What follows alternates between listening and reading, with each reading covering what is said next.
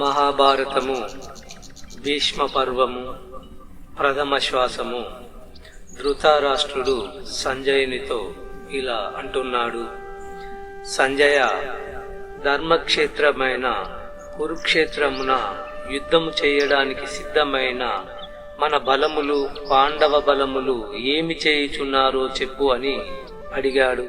దానికి సంజయుడు ఇలా చెప్పసాగాడు. మహారాజా, దుర్యోధనుడు పాండవులు పన్నిన యుద్ధ వ్యూహమును చూశారు. ఆచార్యుడైన ద్రోణుని వద్దకు పోయి ఇలా అంటున్నాడు. ఆచార్య, చూడండి, నీకు శిష్యుడు ద్రుపదపుత్రుడు అయిన దృష్టద్యుమ్నుడు పన్నిన వ్యూహం చూడండి. పాండవుల సేన బలంగా ఉన్నది. అందులో భీమార్జునులను పోలిన వీరులు సాత్యకి, ద్రుపదుడు, దృష్టకేతుడు, చేకితాసుడు, కాశీరాజు, పురుజిత్తు, భోజుడు, శైబ్యుడు, యుధామన్యుడు, ఉత్తమౌజుడు, అభిమన్యుడు, ద్రౌపదీ పుత్రులు మొదలగు వారందరూ యుద్ధ సన్నద్ధులై ఉన్నారు. భీమునిచే రక్షింపబడుతున్న పరిమితమైన పాండవ సేనను చూడండి. ఇంకా మన సేనను మీరు, భీష్ముడు, కృపాచార్యుడు, అశ్వత్థామ, శల్యుడు, వికర్ణుడు, భూరిశ్రవుడు, ఇంకా పెక్కుమంది రధికులు, నానా అస్త్రశస్త్ర కోవిదులు, వివిధ యుద్ధ రీతులలో విశారదులు ఉన్నారు. వీరందరూ నా కోసం తమ తమ ప్రాణములు విడుచుటకు సిద్ధంగా ఉన్నారు. భీష్మాభిరక్షితమైన మన సేన అపరిమితము. మీరందరూ మన సేనా నాయకుడు భీష్మునికి రక్షణగా నిలబడండి అని అన్నాడు సుయోధనుడు. ఈ మాటలు విన్న భీష్ముడు సుయోధనునికి ప్రియం కలిగేటట్టు సింహనాదం చేశాడు. తన శంఖము పూరించాడు. మిగిలిన వారు కూడా తమ తమ శంఖములు పూరించారు. వివిధములైన పూర్వనాదములు దిక్కులు పిక్కటిల్లేటట్లు మోగాయి. అప్పుడు కృష్ణుడు పాంచజన్యమును, అర్జునుడు దేవదత్తమును, భీమసేనుడు పౌండ్రమును, యుధిష్ఠరుడు అనంత విజయమును, నకుల సహదేవులు సుఘోషమణి పుష్పకములను, పాంచాల, విరాట, సాత్యకి, దృష్టద్యుమ్నులు, శిఖండి, ఇతర ప్రముఖ దండనాయకులు తమ తమ శంఖములు పూరించారు. ఈ శంఖనాదములకు కౌరవుల హృదయములు పగిలిపోయినవి. పాండవులు, వారి పుత్రులు, ఇతర యోధుల మనసులు ఆనందంతో పరవళ్ళు తొక్కాయి. యుద్ధమునకు సమయమైనది. అర్జునుడు గాంధీవము చేతిలోకి తీసుకున్నాడు. నారిని సారించాడు. కౌరవుల పక్షాన ఉన్న వీరులను తేరిపారా చూసి కృష్ణుని చూసి ఇలా అన్నాడు. కృష్ణ, ఇప్పుడు నేను కౌరవులలో ఎవరెవరితో యుద్ధం చేయాలో చూడాలి కదా. కాబట్టి మన రథమును ఉభయ సైన్యములకు మధ్యలో నిలుపుమని అన్నాడు అర్జునుడు. అప్పుడు కృష్ణుడు భీష్మ, ద్రోణ ప్రముఖ యోధులు చూచుచుండగా తన రథమును అర్జునుడు చెప్పినట్టు నిలిపాడు. అర్జున, ఇప్పుడు కౌరవులలో ఉన్న ప్రముఖ వీరులను చూడుము అని అన్నాడు. అప్పుడు పార్థుడు తన బలములలోను కౌరవ బలములలోను ఉన్న సోదరులను, సుతులను, మేనమామలను, గురువులను, బంధువులను, పెద్దలను చూసి విషాదంతో కుంగిపోయాడు. కృష్ణుని చూసి, కృష్ణ, దుర్మధాంధుడైన సుయోధనుని వలన గదా ఈ యుద్ధము దాపురించినది. ఈ యుద్ధ భూమిలో ఇరుపక్షములలోని బంధువులను, మిత్రులను చూసి నా మనసు వికలమైనది, కంపరముగానున్నది. గాంధీవము చేతిలో నిలవడం లేదు, కాళ్ళు తేలిపోవచున్నవి. ఈ యుద్ధమును నేను చేయచాలను. ఎవ్వరి కోసం అయితే ఈ భూమిని జయించాలని యుద్ధం చేస్తున్నామో, ఎవ్వరి సుఖం కోరి ఈ యుద్ధమునకు పాల్పడ్డామో వారందరూ తమ తమ ధన మాన ప్రాణములు పణంగా పెట్టి యుద్ధము చేస్తున్నారు. చావడానికి సిద్ధంగా ఉన్నారు. తాతలను, మామలను, సుతులను, తండ్రులను, తమ్ములను, అన్నలను, గురువులను, శిష్యులను, మిత్రులను వధించి నేను సాధించే ఈ నెత్తుటితో తడిసిన రాజ్యభోగములు నాకు ప్రీతిని కలిగిస్తాయా?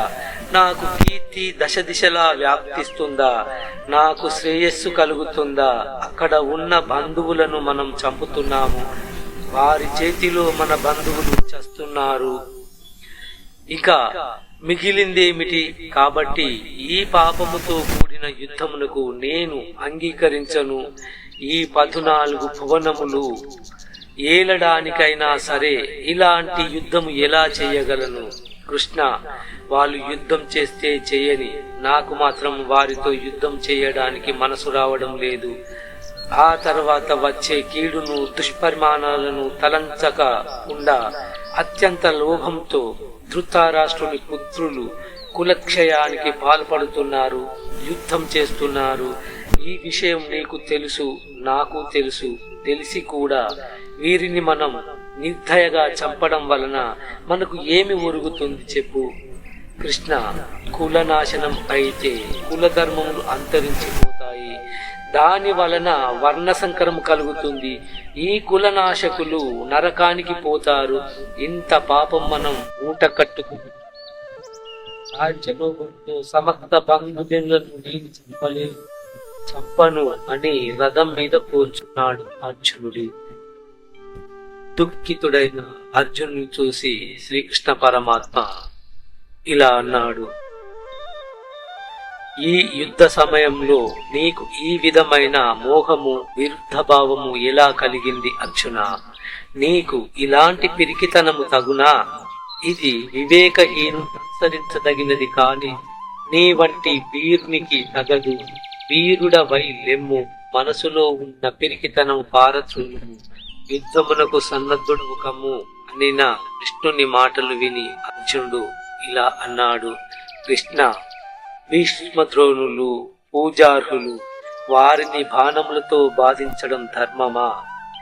మాన్యులను చంపడం మగతనం అనిపించుకుంటుందా?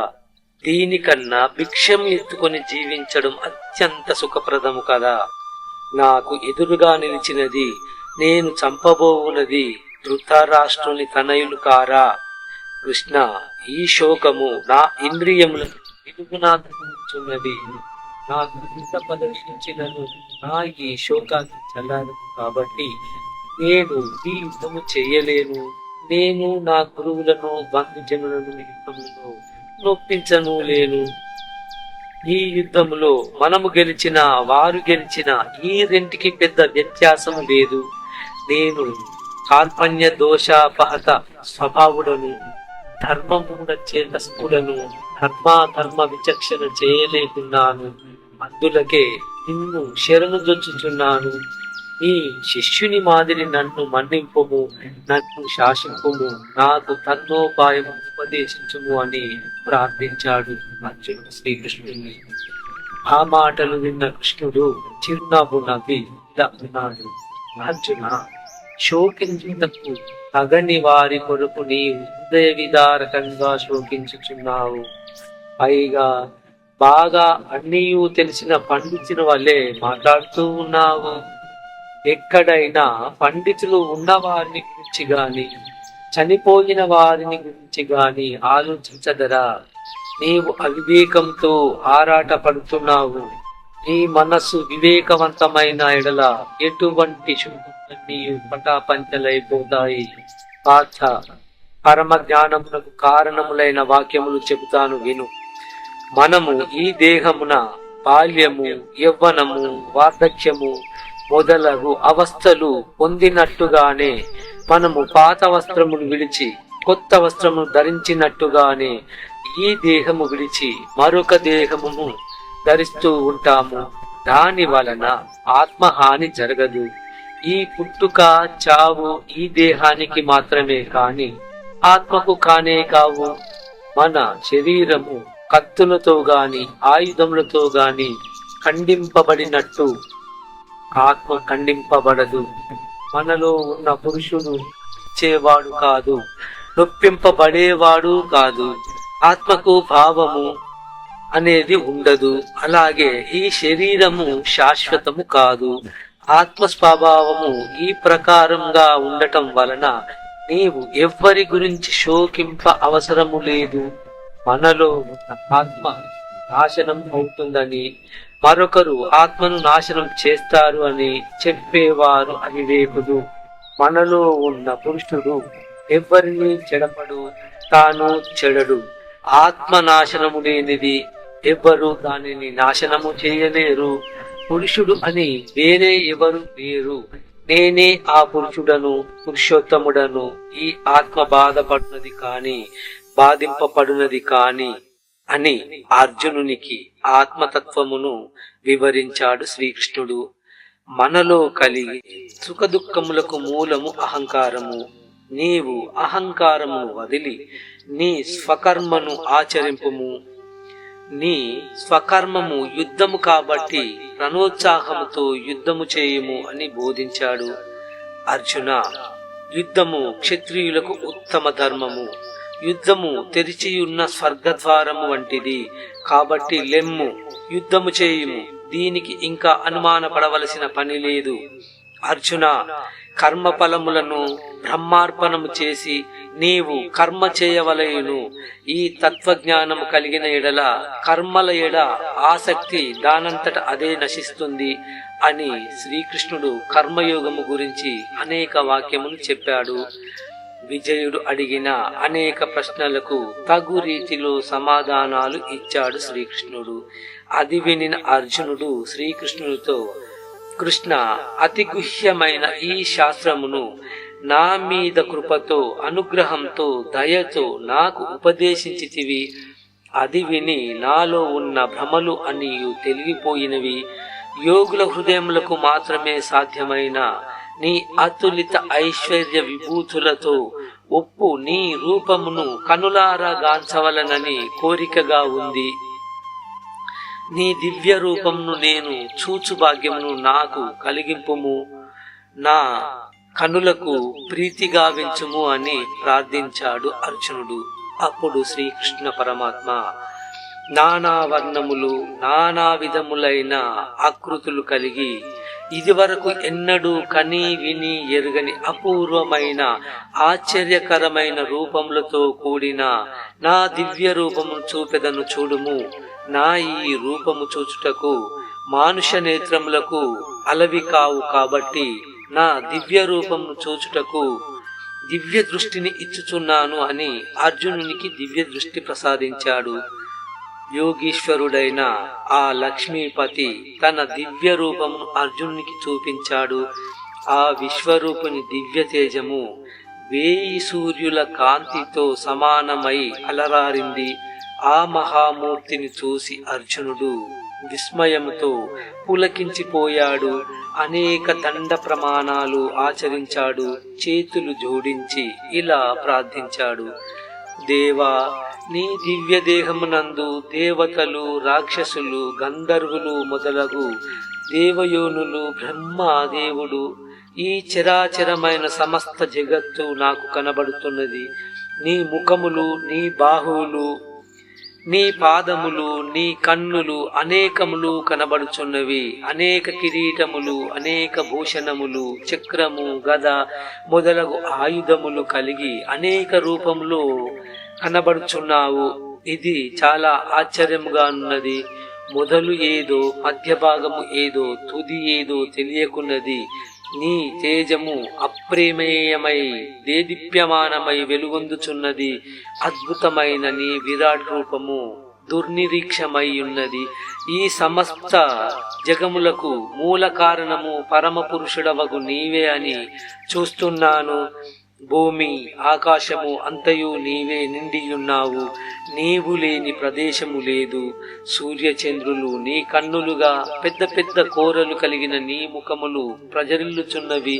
నీలో రుద్రులు, ఆదిత్యులు, మరత్తులు, వసువులు ప్రవేశిస్తున్నారు. గుంపులు గుంపులుగా మహామునులు వచ్చి నిన్ను ప్రస్తుతిస్తున్నారు. సిద్ధ సాధ్య గంధర్వులు నిన్ను ఆశ్చర్యంతో చూస్తున్నారు. ఇటువంటి నీ ఉగ్రరూపమును చూసి నాకు విభ్రాంతి కలుగుచున్నది. నా ధైర్యము సడలిపోయినది. అశాంతితో ఉన్నాను. నీవు ప్రసన్నుడవై నన్ను రక్షింపుము. భయంకరమైన నీ ముఖములలో నుండి అగ్నిజ్వాలలు వెలువడుచున్నవి. ఆ అగ్నిజ్వాలల్లోకి ధృతరాష్ట్ర సంతతి అంతయు భీష్మాదులు ఈ సమస్త రాజలోకము ఒక్కమారుగా వచ్చి నీలో ప్రవేశిస్తున్నారు. ఓ మహానుభావ, నాయందు కరుణాయక చిత్తుడవై నీవు ఎవరివో తెలిపి నన్ను కృతార్థుడిని చేయము అని వేడుకున్నాడు అర్జునుడు. అర్జున, నేనే పరమేశ్వరుడను, లోకక్షయకర్తయగు కాలుడను. ఇచ్చట ఈ జనమును నాశనము చేయుటకు ప్రభుత్తుండనైనాను. ఇక్కడ నీవు చంపవలసినది ఏదీ లేదు. గురువు భీష్ముడు మొదలగు వారు నా చేత ఎప్పుడూ చంపబడ్డారు. నా చేతిలో చంపబడిన వారిని అందరినీ నీవు జయించుట చంపుట నిమిత్త మాత్రము. కావున లెమ్ము, యుద్ధము చేసి రాజ్యము కైవసము చేసుకొను అని పలికాడు పరమాత్మ. ఆ మాటలు వినిన గాంధీవి గజగజ వణుకుచు, నీవు వాయుదేవుడవు, వర్ణుడవు, సూర్యుడవు, చంద్రుడవు, అగ్నివి, వివిధ తత్వములు నీవే, విశ్వలోక సంప్రవర్తనకరడవు నీవే. నీవు శాశ్వతుడవు, అచ్యుతుడవు, పుండరీకాక్షుడవు. నీ మహిమ ఎరుంగక నీవు యాదవుడవని, నా సకుడవని, నా మేనబావని నీతో సల్లాపములు ఆడాను. నీతో సహభోజనము చేయుచు నిన్ను మేళమాడాను. ఇంకా ఎన్నో లోక సామాన్యమైన పనులు, అపరాధములు నీ పట్ల ఆచరించాను.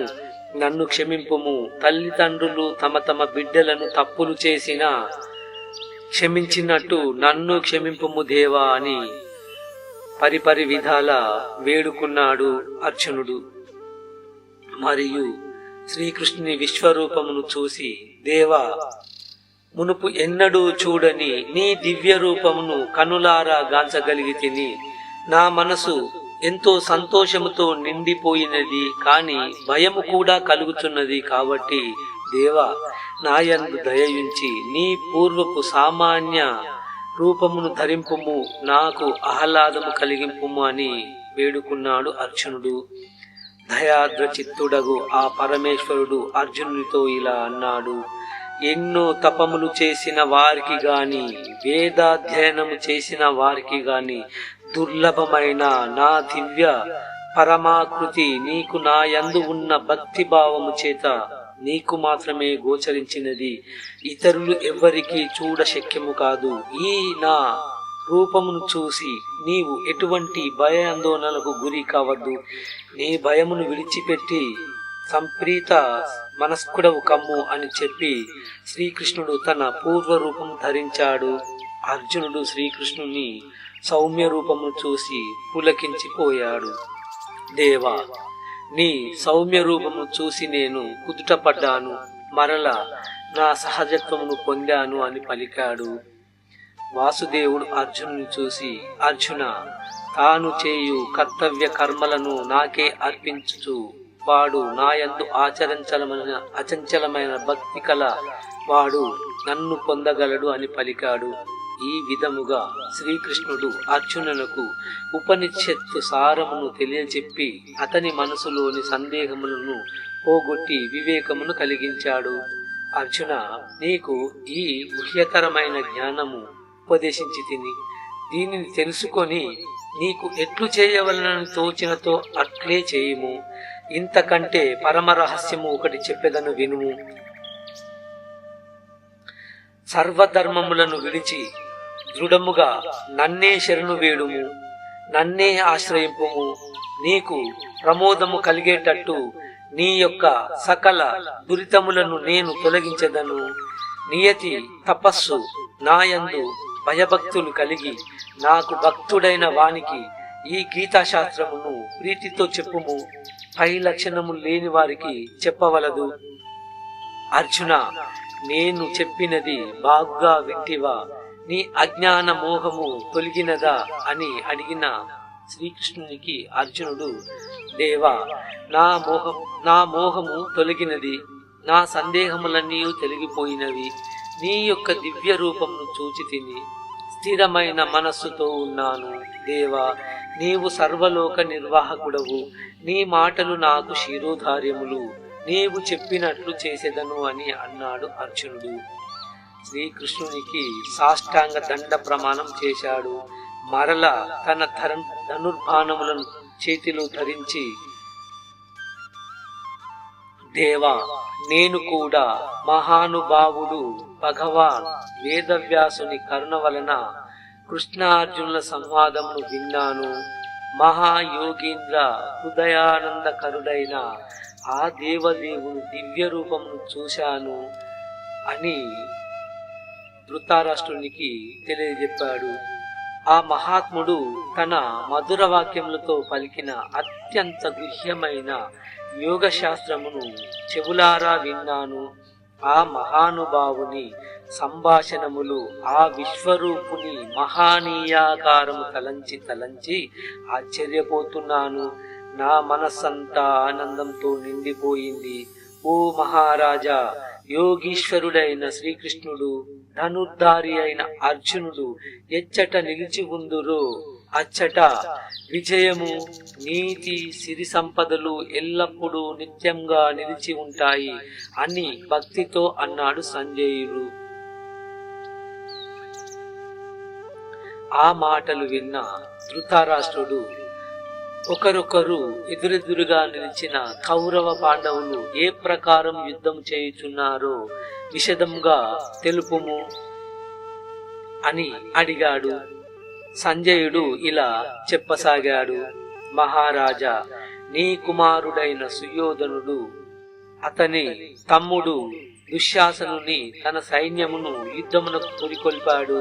అప్పుడు కౌరవ సైన్యము శంఖబేరి మృదంగ ధ్యానములు చేసింది. ముందు గాంగేయుడు యుద్ధానికి కదిలాడు. పాండవులు కూడా యుద్ధమునకు సన్నద్ధమైనారు. ఒకరిని చూసి ఒకరు గర్జించుకుంటున్నారు.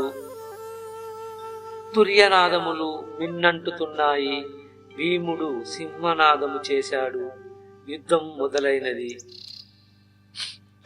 భీముని దుశ్శాసనుడు, దుర్ముఖుడు, దుష్టప్రహుడు, దుర్మర్శనుడు, వివింశతి, వృషసేనుడు, చిత్రసేనుడు, వికర్ణుడు, కురుమిత్రుడు ఎదుర్కొన్నారు. అది చూసి సుయోధనుడు సంతోషించాడు. నకుల సహదేవులు, అభిమన్యుడు, ఉప పాండవులు దృష్టద్యుమ్ముని ఆధ్వర్యములో కౌరవ సేనపై శర పరంపర కురిపించారు. వారి ప్రకారము చూచి ఇరుపక్షముల సైన్యములు కొంచెం సేపు నిశ్చేష్టులయ్యారు. అది చూసి దుర్యోధనుడు, ధర్మనందనుడు తమ తమ బలగములను యుద్ధం చేయండని పురికొల్పారు. ఉభయ సైన్యములు ఒకరితో ఒకరు తలపడ్డారు. రథములు, హయములు, గజములు, కాల్బలము ఒకరితో ఒకరు భీకరంగా పోరాడుతున్నారు. భీష్ముడు కౌరవులకు ఉత్సాహం కలిగిస్తూ మధ్యందిన మార్తాండుని మాదిరి వెలిగిపోతున్నాడు. అర్జునుడు తన దేవదత్తమును పూరించి గాంధీవము సంధించి నారి సారించి భీష్మునితో యుద్ధానికి తలపడ్డాడు. ఇరువురు ఒకరి మీద ఒకరు అనేక అస్త్రశస్త్రములు ప్రయోగించసాగారు. సాత్యకి కృతవర్మను ఎదుర్కొన్నాడు. ఇరువురు ఘోరంగా యుద్ధం చేస్తున్నారు. ఇరువురి శరీరములు రక్తంతో తడిసిపోయాయి. అభిమన్యుడు కోసలరాజుతో యుద్ధం చేస్తున్నాడు. కోసలరాజు అభిమన్యుని సారథిని పడగొట్టి హయములను చంపాడు. అభిమన్యుడు అతని కేతనమును విల్లును విరగొట్టి అతనిని గాయపరిచాడు. భీమునిపై భీష్ముడు యుద్ధం చేస్తున్నాడు. ఇరువురు అతి భీకరంగా పోరుతున్నారు. నకులుని దుశ్శాసనుడు ఎదుర్కొన్నాడు. నకులుడు ఒకే ఒక బాణంతో దుశ్శాసనుని విల్లు విరిచి అతనిని గాయపరిచాడు. దుశ్శాసనుడు వేరే విల్లు తీసుకొని నకులుని బాణములను విరిచి అతని కేతనమును విరిచాడు. దుర్ముఖుడు సహదేవునితో యుద్ధం చేస్తున్నాడు. నకులుని మీద శరవర్షము కురిపించాడు. సహదేవుడు అతని బాణములను తుంచి రథమునకు కట్టిన హయములను చంపి సారథిని అంతమొందించాడు. యుధిష్ఠిరుడు శల్యునితో యుద్ధమునకు తలపడ్డాడు. యుధిష్ఠిరుడు శల్యుని విల్లును తుంచాడు. శల్యుడు వేరే విల్లు తీసుకొని యుధిష్ఠిరుని మీద బాణవర్షము కురిపించాడు. దృష్టద్యుమ్నుడు ద్రోణుని పైకి ఉరికాడు. ద్రోణుడు అతని విల్లును 3 ఖండములుగా విరిచాడు. దృష్టద్యుమ్నుడు వేరొక విల్లు తీసుకొని ద్రోణుని మీద 14 శరములు సంధించాడు. మగధరాజు సహదేవుడు భూరిశ్రవునితో యుద్ధం చేస్తున్నాడు. వారు ఇద్దరు ఇంద్రుడు వృతాసురుని మాదిరి యుద్ధం చేస్తున్నారు. దృష్టకేతుడు బాహ్లికునితో యుద్ధానికి తలపడ్డాడు. రాక్షస వీరుడు అలంబసుడు భీముని కుమారుడైన ఘటోత్కచుడితో యుద్ధంకు తలపడ్డాడు. మహావీరుడైన శిఖండి ద్రోణుని కుమారుడైన అశ్వత్థామతో తలపడ్డాడు. అశ్వత్థామ శిఖండి ఒంటి నిండా శరములు నాటాడు. శిఖండి కూడా అశ్వత్థామ హృదయము చీలునట్టు శరసంధానం చేశాడు. భగదత్తుడు విరాటునిపై ఉరికాడు. అతను వేసిన బాణములు ఆకాశం అంతా కప్పివేశాయి. కేకేయ రాజు బృహక్షత్ర విభుడు కృపాచార్యుని ఎదుర్కొన్నాడు. వారు ఒకరి కేతనములు ఒకరు విరగొట్టుకున్నారు. చెరి ఒక కత్తి పట్టుకొని రథములు దిగి యుద్ధం చేస్తున్నారు.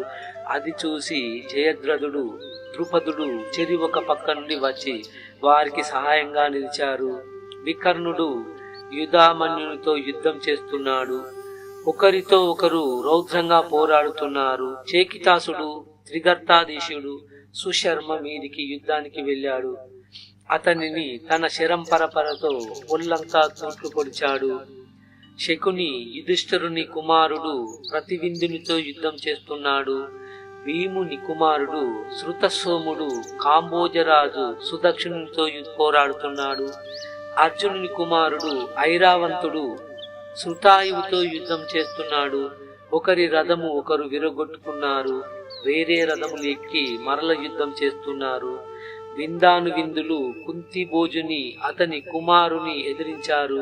కుంతిభోజుడు 1000 బాణములు ఎదుర్కొంటూ అనువిందుడు అతనిపై శరంపరపర కురిపించాడు. కేకేయ రాజులు 5 గాంధార రాజులు 5 మీద యుద్ధం చేస్తున్నారు. విరాటుని కుమారుడు ఉత్తరుని మీద నీ కుమారుడు దీర్ఘబాహుడు దుమికాడు. నకులుని కుమారుడు శతానికుడు ఉలూకునితో తలపడ్డాడు. ఈ ప్రకారంగా 2 సేనలు ఒకరితో ఒకరు ఘోరంగా యుద్ధం చేసుకుంటున్నారు.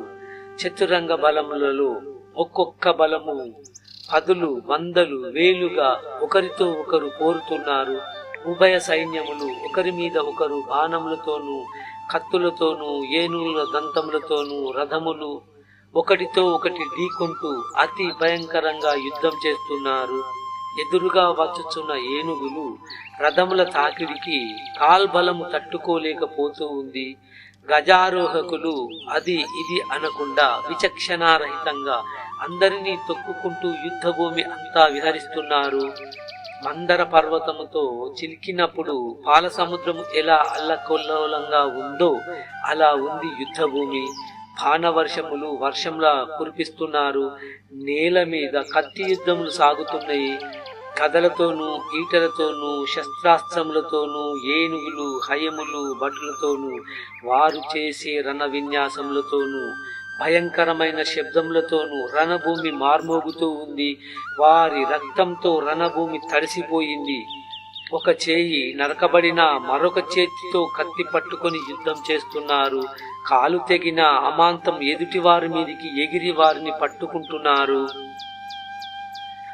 తల తెగిన తరువాత కూడా తన తల తెంచిన వాడి తల నరికి కింద పడుతున్నారు. తలలు తెగి పడినా కూడా ఆ ముఖములలో వీరత్వము కనబడుతూ ఉంది. తమ తమ ఏనుగులు హయములు రథములు పడిపోయినా కూడా పక్కవాడి వాహనము ఎక్కి యుద్ధం చేస్తున్నారు. తాము గాయపడ్డ తమ బంధువులు స్నేహితులకు సాయంగా పోతున్నారు. ఎదుటివాడు తన బంధువైనా సరే వాడితో యుద్ధం చేసి చంపుతున్నారు. సారథి చనిపోయిన తరువాత రథములకు కట్టిన హయములు దిక్కుతోచక అటు ఇటు పరిగెడుతున్నాయి. ఆ రథచక్రముల కింద పడి పదాతి దళములు నలిగిపోతున్నాయి. కింద పడ్డ వారిని ఏనుగులు తమ తమ కాళ్ళతో తొక్కుతున్నాయి. దంతములతో ఎత్తి అవతల విసురుతున్నాయి. ఈ ప్రకారం సమరం సాగుతుంటే మధ్యాహ్న కాలం అయింది. అప్పుడు నీ కుమారుడు సుయోధనుడు ప్రేరేపించగా దుర్ముఖుడు కృపాచార్యుడు కృతవర్మ శల్యుడు వివింశతులు తమ తమ బాణాగ్నులతో పంచాగ్నుల మాదిరి విజృంభించి భీష్మునికి ఇరుపక్కలా చేరి పాండవ సేనను తరిమి తరిమి కొడుతున్నారు. భీష్ముడు విజృంభించి పాండవ సేనను తుత్తునియలు చేస్తున్నాడు. చేది, పాంచాల, కేకేయ రాజులు వారి దాటికి తట్టుకోలేకపోతున్నారు. తెగ్గిపడ్డ తలలు, విరిగిన విల్లులు, నీలకూలు శరీరములు, విరుగుతున్న రథములు, తమ పక్క తరుగుతున్న సేనలను చూసి పాండవ బలములు తల్లడిల్లుతున్నాయి. ప్రళయకాల రుద్రుని వలె విజృంభిస్తున్న భీష్ముని ఎదుర్కొనే వారు లేక పాండవ సైన్యము కకావికలమైపోయింది. ఇంతలో అభిమన్యుడు విజృంభించాడు. శల్యుని 5 బాణములతో కొట్టాడు. ఒక బాణంతో కృతవర్మ గుండెలు చీల్చాడు. మరి ఒక బాణముతో దుర్ముఖుని సారథిని చంపాడు. వివింశతిని తరిమి అతని విల్లు విరిచాడు. 3 బాణములతో కృపాచార్యుని రథమునకు కట్టిన హయములను చంపాడు. తరువాత భీష్ముని మీదికి లంఘించాడు. భీష్ముని ఒళ్ళంతా శరములు నాటాడు. అందరూ ఆశ్చర్యంగా అభిమన్యుని పరాక్రమము చూస్తున్నారు. భీష్ముడు కూడా ఏమిటిది, వీడు మరొక అర్జునుని మాదిరి విజృంభిస్తున్నాడు, వీడు సామాన్యుడు కాడు అని మనసులో అనుకున్నాడు. వెంటనే 2-3 బాణములతో అభిమన్యుని కేతనము విరిచాడు. సూతుని చంపాడు. మిగిలిన వారు కూడా అభిమన్యుని మీద శరవర్షము కురిపించారు. అంతటా అభిమన్యుడు ఉగ్రుడయ్యాడు. వారు కురిపించనున్న శరవర్షమును సమర్థంగా తిప్పికొట్టాడు. తన బాణములతో భీష్ముని తాళధ్వజమును విరగొట్టాడు. అది చూసి పాండవ సేనలు హర్షధ్వానాలు చేశాయి. కౌరవ సేనలు కలకలం రేగింది. ఇంతలో భీముడు సింహనాదం చేస్తూ అభిమన్యునికి సాయంగా వచ్చాడు. భీష్ముడు కోపంతో భీముని కేతనము విరిచాడు. భీముడు 3 బాణములతో భీష్ముని కొట్టాడు. కృపాచార్యుని కృతవర్మను 8 బాణములతో కొట్టాడు. శల్యుని ఎదుర్కొన్నాడు. అప్పుడు అతనికి సాయంగా ఉన్న వీరులు భీముని ఎదుర్కొన్నారు. అప్పుడు భీముడు రౌద్రమూర్తి అయి వారితో యుద్ధం చేస్తున్నాడు. వారి సూతులను హయములను చంపాడు. వారు విరధులయ్యారు. తరువాత సాత్యకి, దృష్టద్యుమ్నుడు, కేకేయ రాజులు, విరాటుడు, అతని కొడుకులు, ఉత్తరుడు మొదలగు వారు అతనికి సాయంగా వచ్చారు. వారినందరినీ భీష్ముడు ఎదిరించాడు. 3 బాణములతో వారిని గాయపరిచాడు. విరాటుని కుమారుడు ఉత్తరుడు తన గజబలముతో శల్యుని ఎదిరించాడు. ఉత్తరుని ఏనుగు శల్యుని రథం విరగొట్టింది.